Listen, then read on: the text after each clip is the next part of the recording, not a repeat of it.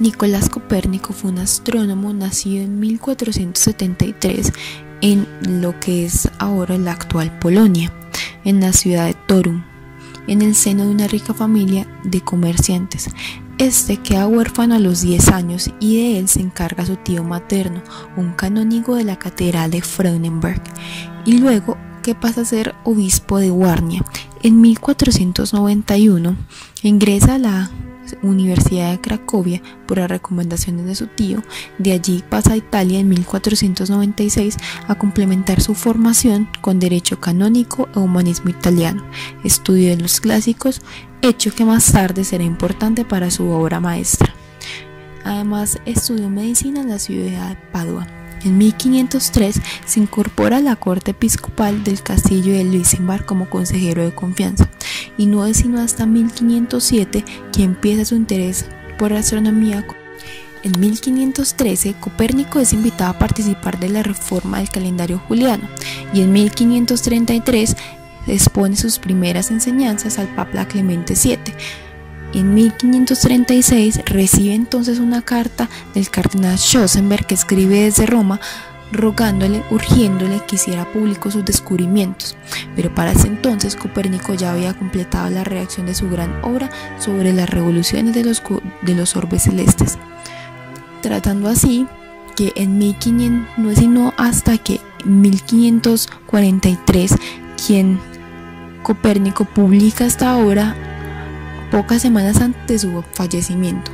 debido a que él era consciente de que la novedad de sus ideas y temeroso por las críticas que podían hacerse públicas si éste llegaba a dar su obra de imprenta. Esta obra se logró como dar al conocimiento público gracias a George Joachim Bagluchen, conocido como Réticos, quien visita a Copérnico entre 1539 a 1541 y lo convence de la necesidad de imprimir el tratado, de lo cual se ocupa él mismo, o sea, Réticos. Copérnico muere entonces en 1543, pocas semanas después de la publicación de su gran obra.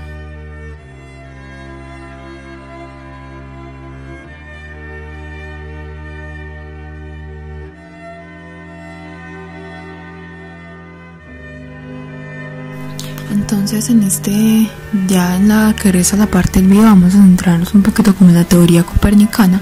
y vamos a hablar de los dos libros que tuvo Copérnico. Uno de ellos fue el Commentariolus, que es de la cosmología copernicana. Muchas personas dicen que este libro pues fue una precesión a su obra maestra o su gran obra, que fue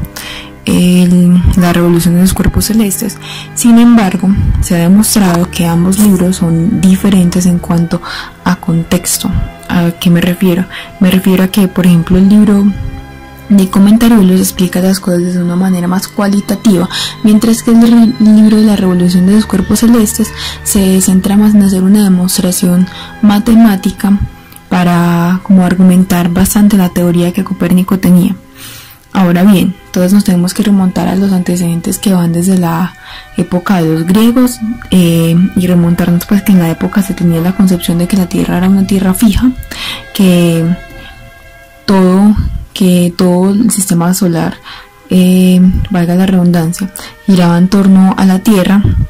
de que el universo estaba limitado por unas esferas de estrellas fijas, y que todos los movimientos que ocurrían en los fenómenos o los movimientos celestes que ocurrían no se ocurrían en torno al Sol, sino que ocurrían en torno a la Tierra y en torno a otras demás corrientes.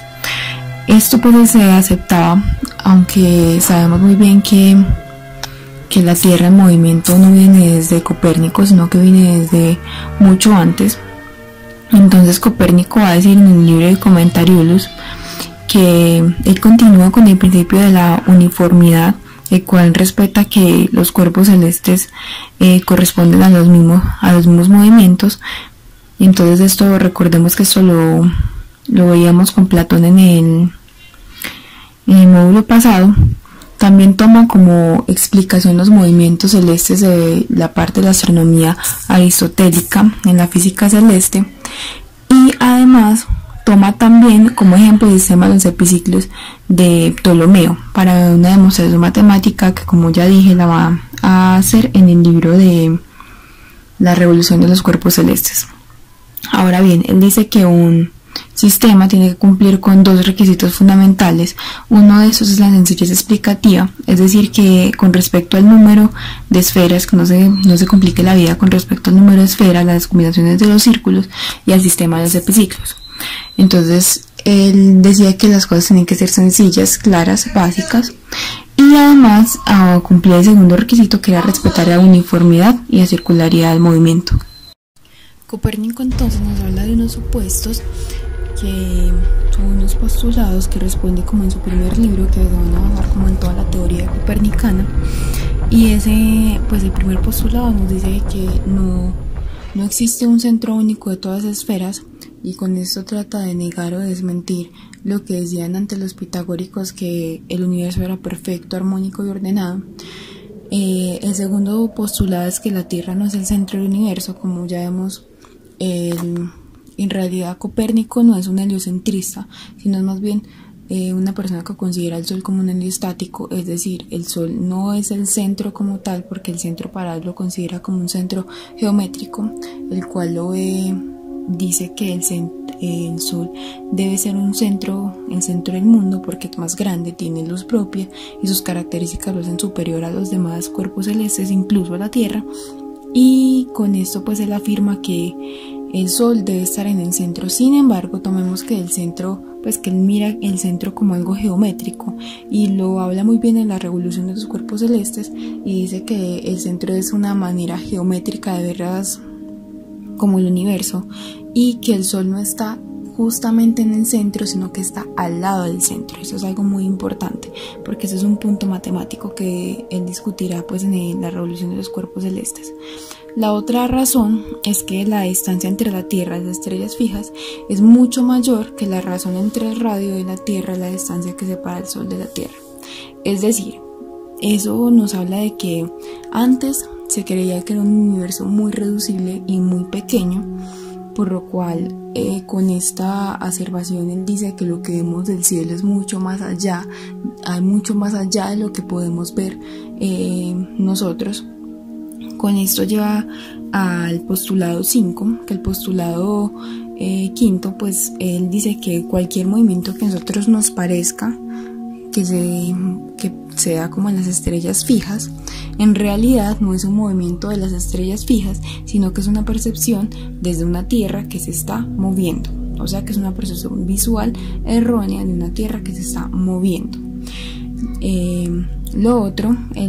dado esto nos lleva al postulado sexto, que el postulado sexto dice que los movimientos del Sol son solo aparentes, ya que vemos que la Tierra se está moviendo y pues él describe aproximadamente 3 movimientos de la Tierra. Dice que no es más de un solo movimiento, que es la traslación, la rotación y la precesión de los equinoccios. Ahora bien, nos vamos hacia el séptimo postulado y el último postulado, que él dice que los movimientos retrógrados directos de los planetas no son en realidad su propio movimiento, sino que son una percepción del propio ojo de la Tierra en movimiento. Para terminar entonces con la exposición con esta corta presentación de Copérnico, podemos decir entonces que Copérnico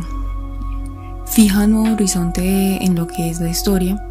pone a la Tierra en movimiento alrededor del Sol, que era algo que ya se había propuesto, pero no había tomado como tanto auge en esta parte de la Tierra. Pero